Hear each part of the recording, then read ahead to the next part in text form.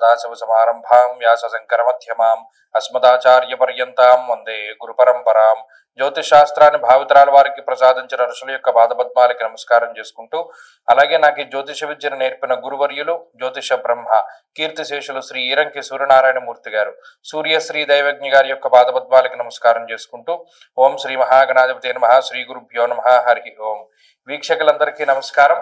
వృశ్చిక రాశి వారికి ఈ వారం గ్రహస్థితులు సానుకూలంగానే ఉండబోతూ ఉన్నాయి. ప్రత్యేకించి ఈ వారంలో, అంటే గత వారాలతో పోల్చుకుంటే ఈ వారంలో రవిగ్రహము, శుక్రగ్రహము ఎక్కువగా ఈ రాశి వారికి అనుకూలించేటువంటి గ్రహాలు. చంద్రుడితోటి కలుపుకొని 3. మరి ఆ రవి వారం చివరిలో మారేటువంటి పరిస్థితులు ఉన్నాయి. రవి యొక్క బలం తగ్గిపోతుంది. అప్పుడు కేవలం శుక్రచంద్రుల యొక్క బలం మీద మాత్రమే ఆధారపడాలి.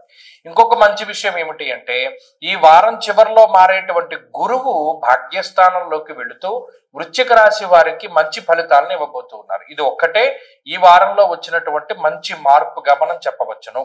అంటే రవి వ్యయంలోకి వెళుతూ ఉన్న వారం చివరిలో గురువు యొక్క బలం వస్తూ ఉన్నది కాబట్టి అటు ఆర్థిక పరమైన విషయాలు, ఉద్యోగానికి సంబంధించిన విషయాలు, కుటుంబ సంబంధమైనటువంటి వ్యవహారాలు, ముఖ్యంగా ఆరోగ్యానికి సంబంధించిన విషయాలు, అవన్నీ కూడా ఈ రాశి వారికి కొంత అనుకూలంగా ఉండడానికి ఎక్కువగా అవకాశం ఉంటుంది.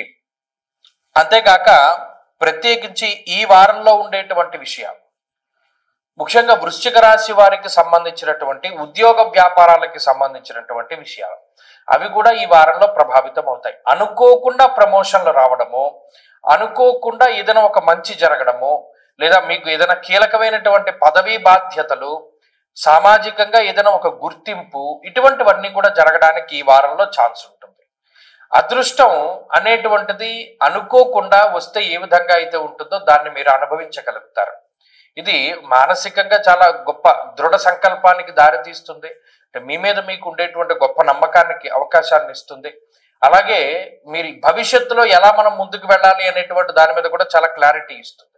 కాబట్టి ఈ గ్రహస్థితిలో ప్రత్యేకించి ఈ వారంలో జరిగేటువంటి ఈ క్రియాశీలకమైన మార్పులు మీ జీవితం మీద చాలా బలమైనటువంటి ఇంపాక్ట్ని చూపెడతాయి.